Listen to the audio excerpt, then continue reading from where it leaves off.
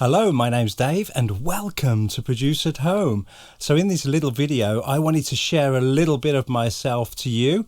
And by that, I mean, what makes me tick? Why did I get into music? When did I get into music? What have I done musically over the years? What's the music history of Dave? So I thought I'd put this together for you. It's been quite difficult, to be honest, because from back in the early days, I hardly have anything recorded. So I will share with you some goodies though, because I have found some old C90 cassettes up the loft, which I've managed to digitize onto my iMac. So stick around and yeah, let's go through a bit of a history of Dave. All right.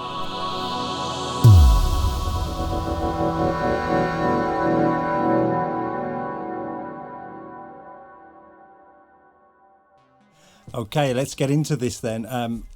Full disclosure, I'm not very good at this. I really do struggle to do this to camera. So I have made some notes to help me with dates because I have no memory for dates at all whatsoever.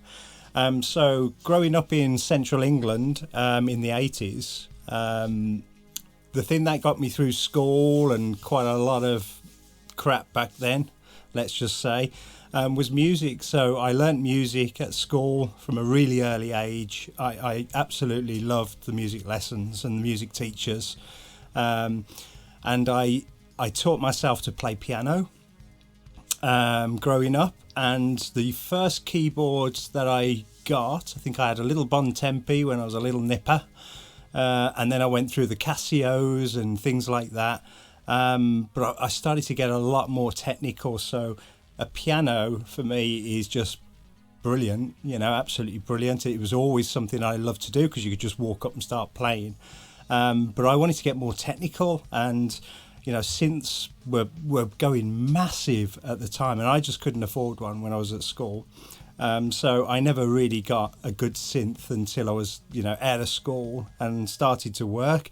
And the synth that I managed to get, my first proper synth, was a Yamaha PSR 6700.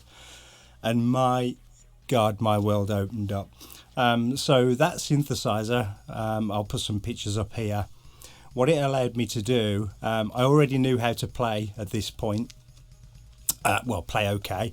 I could get through. And what this synth allowed me to do was it allowed me to learn how to layer instruments and panning and mixing and recording and all that kind of stuff, because it was a workstation. So I was able to record, I think it was 3 or 4 backing tracks with drums and bass. And then what I would do is play live over the top of that recording on the synthesizer. It had thousands of sounds, and it was absolutely magical. And I actually sold it to my friend, and I always regretted that. And I'm actually going to see if there's one available on eBay or whether my friend still got it, because that was my first proper introduction to synth music, synth wave, all that kind of stuff. Hip hop was just starting out, and trance and all this stuff was going around in the charts, and it was the fact that I could switch this thing on and just start doing it myself was just utopia for me. So that was around 91, I think that was. And what I've got, I found a C90 in the loft with a load of recordings. So I don't know whether I wanted to show these, but I used to write music. So my brain goes into, I like to write and produce music. Mixing and mastering, I'm okay with. I did study mixing, mastering and music production, but writing's where I'm at. I like to write music, and I love music structure and how music is put together. That's all the things I love. But I I have got this C90 at the loft. I've managed to download what I can. I've took a lot of the tape flutter off using the effects and the filters in Pro Tools. So yeah, let's have a listen to some of this early Dave music. Now, don't forget, this is on one synthesizer, and I was only a kid. So this is me just starting out in the world of actually producing music. All right, let's have a look at this. I forgot I'm going to need my headphones for this. Okay, so I've took a selection off this C90. Some of them are really bad. I mean, I used to pretty much write a tune a night for a couple of years. The thing about having this keyboard for a few years, and it was the only thing I could afford, was that I got to know this keyboard inside out, back to front, and I pushed it right to its limits. You don't get that these days because there's so many plugins and all that, but I had that one thing and I knew it intimately inside out, and I did struggle with it. The echo, the reverb, the effects, things like that, they were really hard to get right, and in fact in most cases I couldn't get it right, so I just tried the best I could. So here's the first one for you.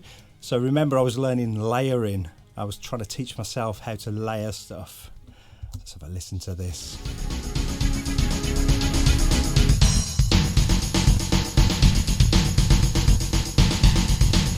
Come on.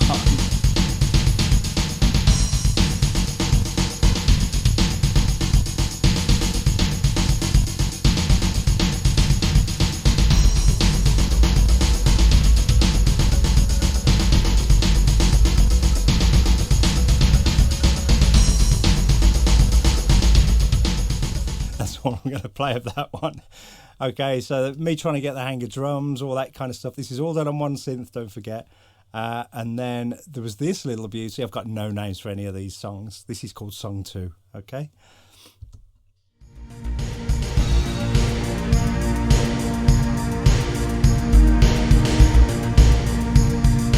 Wait for it.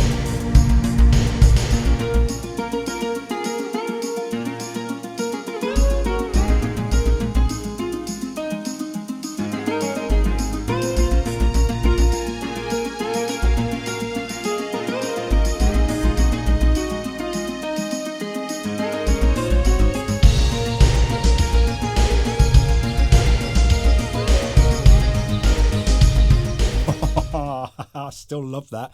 Do you know, I can remember sitting down and writing that, and because I had to play that live over the top of the backing, and I just remember making so many mistakes. Anyway, lovely little riffs. I love my riffs. Here's another one.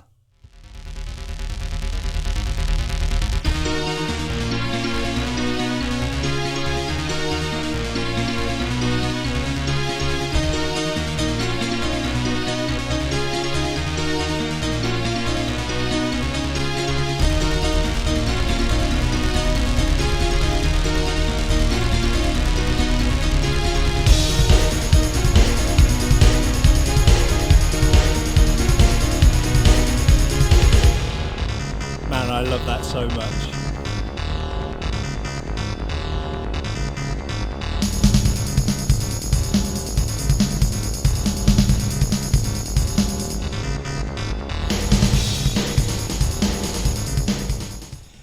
There you go. Okay, it is what it is. So my Yamaha 6700 was, man, it was out of this world. But then in around about 92, something like that, I was in a band at the time as well, an electronic band, and we was trying to get some tracks together, and we discovered Dr. T's KCS. I think it was on the Atari, and we started to really experiment then. So I still had my Yamaha at the time, but my friend had I think it was either a Roland or a Boss outboard synth, and used to be able to twitch the dials on it and make all the resonance go mental. And I'm sure my friend won't mind me playing this. So this is a part of a song that we wrote using Dr. T's KCS. I think we only got 24 tracks, and then we had to merge them to add any more. So it's a really, really difficult thing to use, but this is what we got out of it anyway. There we go.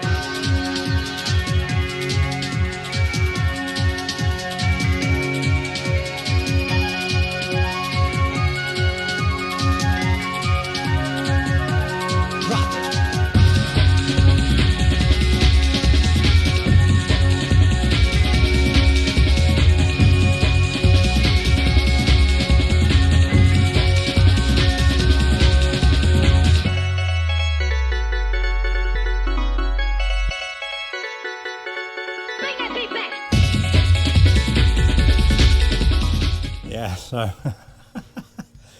as you can see, when you put two like-minded heads together, or three I think in this case, then things start to elevate, you start to get a little bit better. I learned so much from these guys. We had a drum programmer whose only job it was just to program the drums, and it shows, doesn't it? And we also, I think we used the outboard gear a little bit more, and we could get a lot more squelch in the synths and make them more filthy. We was trying to get dirt and destruction on these synths, but we were still limited by Dr. T's KCS, unfortunately. But here's another one I've got.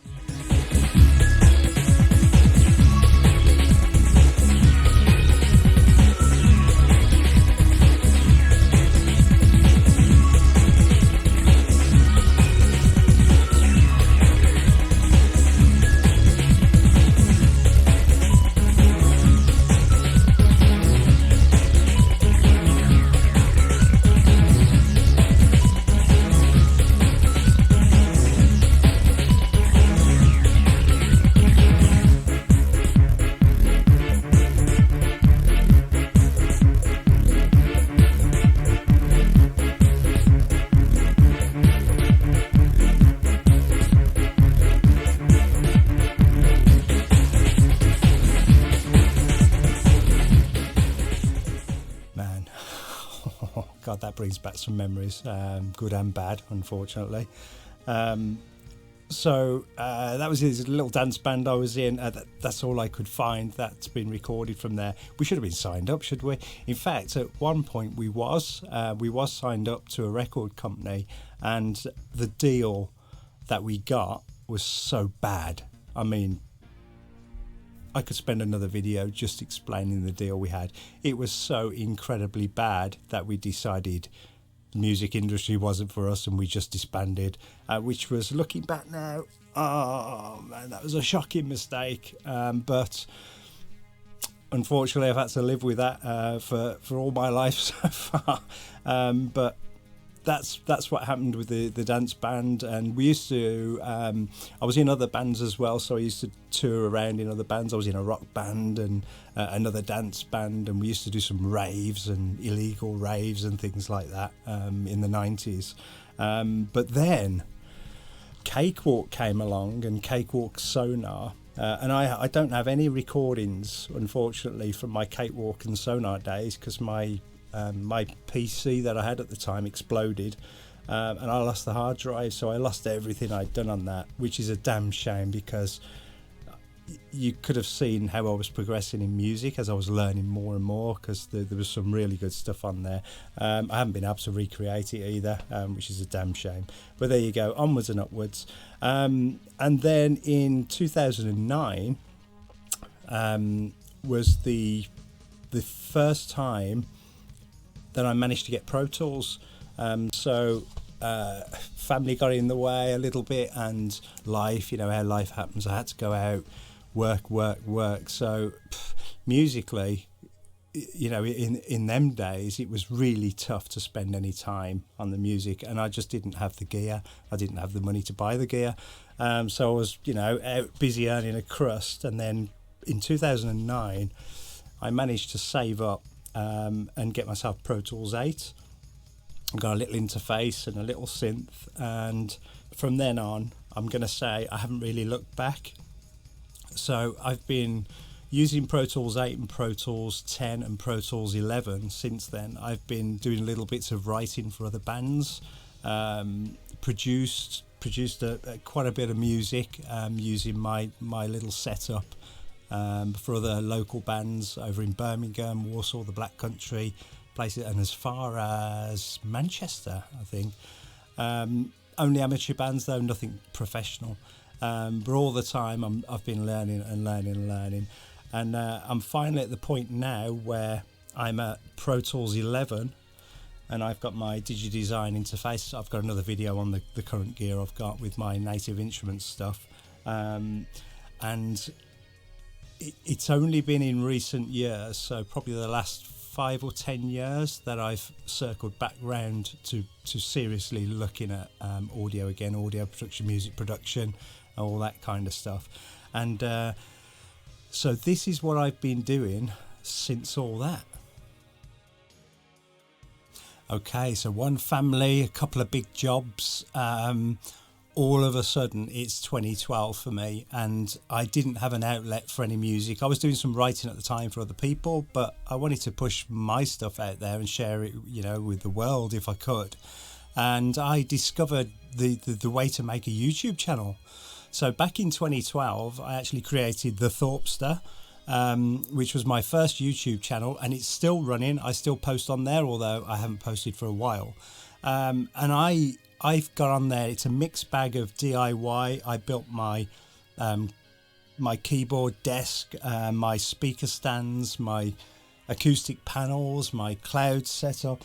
There's loads and loads of stuff that I did for music on that channel. But there's also other stuff like model building and DIY, all the stuff out in the garden, product reviews and everything like that.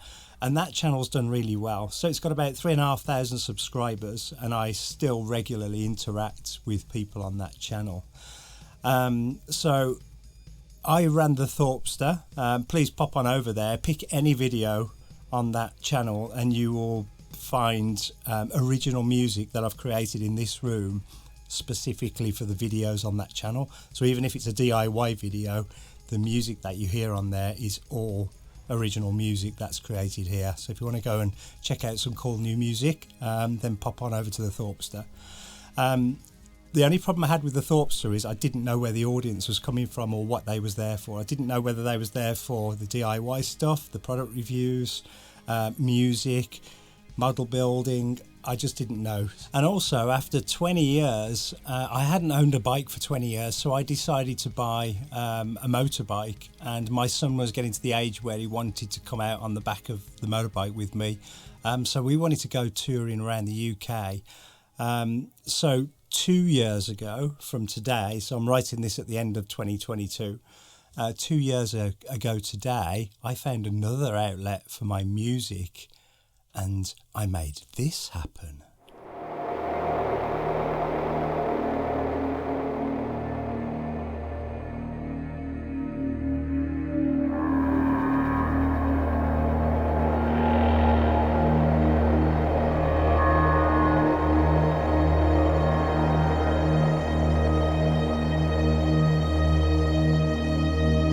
Mr. Blue Sky,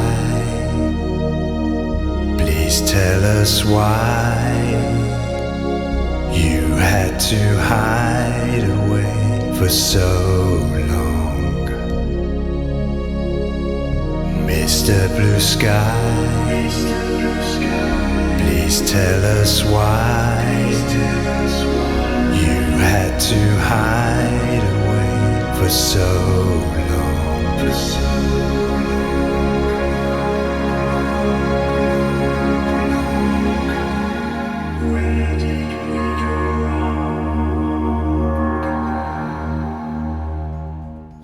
So I created another new YouTube channel called Motovlog UK, and what I found was it's only a small channel, but what I found was that the journeys that I would go out with my son and video, because we was touring all around the UK, me and my son, I was filming everything we did, and when I got back home, and obviously nobody wants to see a film of us just moseying about the countryside, with no talking or anything. So I actually found another outlet for music on that channel. So there's a couple of hundred videos on there now. It's only a small channel though, it's a niche market. But even if you don't like motorbikes, if you want to listen to some of Dave's music, if you pop on over to Motovlog UK, I'll leave the descriptions to all these channels the links in the description below. If you pop on over to there, you will hear exactly what I've been doing for the last 2 years. So I've been focusing and putting all my energy in writing intros and being more cinematic on that Motovlog channel. Okay, so what I'll do is I'll show you a couple of my favourite intros here, but go away, have a look if you want, pick any what you think looks like a good ride out from that channel, and just watch the first 3 minutes of the intros on some of those videos, and you'll see some of the music, and you can see how much I've progressed since the early days to what I'm doing now. Obviously a lot older and a lot wiser, but my mixes are better, my mastering's better, my writing's better, everything's better really.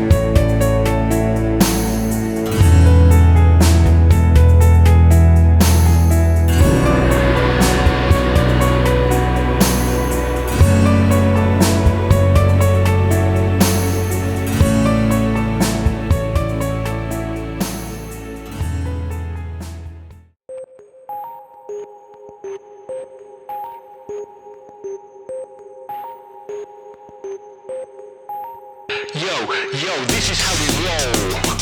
For 15 years we've been waiting to go. This is our time, so get out of the way. You better be ready, cause we're here for the day. We're gonna fuck shit up. We're gonna fuck shit up. We're gonna fuck shit up. We're gonna fuck shit up. We're gonna fuck shit up. We're gonna fuck shit up. We're gonna fuck shit up.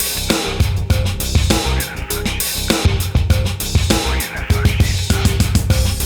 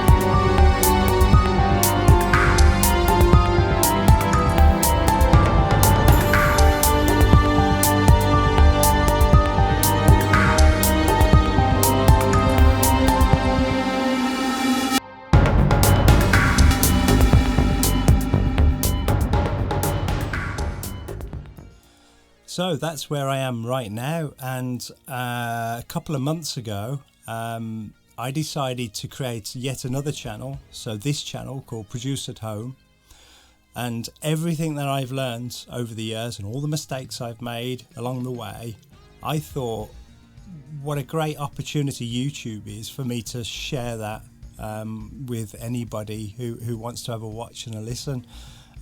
So Produce at Home is going to be a dedicated channel just for all the music stuff I do. If I write songs, I'll be actually writing them and filming them and putting them on this channel on Produce at Home, so I can show you just how I wrote them, how I put them all together, how I use Pro Tools. There's going to be loads of tutorials on there. There's some reaction videos already on there. So this channel really is my outlet from this day forward, or from a month ago forward, for music. My motorbike channel is specifically for motorbike stuff, but there'll be some intros written for that. And my Thorpster channel, I'm going to keep that one as my DIY and model building channel. So I have these 3 little channels that I'm running simultaneously. So I've got my outlet. Alright, there's nothing more I love than interacting with you and you know, like-minded people. In the comments, or reach out to me on Facebook or on Instagram, or however you want to reach out. But it's great to talk to you guys and get some feedback and constructive criticism, all that kind of stuff. And you know, feedback's good and bad. I take both in the same, you know, in the spirit that it's meant. So please feel free to be yourself and to you know, comment on any of my videos as you would if you was having a conversation with me. I'm pretty thick-skinned, so you know, I can take it. and look forward on this channel to lots and lots of music stuff. So I'm stuck at the moment with an old iMac, an old controller, and they need to be replaced. So I'm saving up my pennies to get myself a new Mac Studio and another audio interface. Once that happens, then this channel will be flying. There'll be a lot of content coming out on this channel. Okay, I just want to say thank you very much for watching. If you could subscribe to my channel, this is a new channel, so if you could subscribe to this channel, that would be great. It would really help me grow the channel and allow me to do a lot more. And obviously if you hit the bell icon and the thumbs up, that helps as well, and it also notifies you when I do a new video. Okay, so what I'll do is I'll say goodbye now, and I'll leave you with my most favourite introduction that I've done as of late on my motovlog channel. I'll leave you with that, all right? And I'll see you soon. Bye-bye. Thanks for watching. Bye-bye.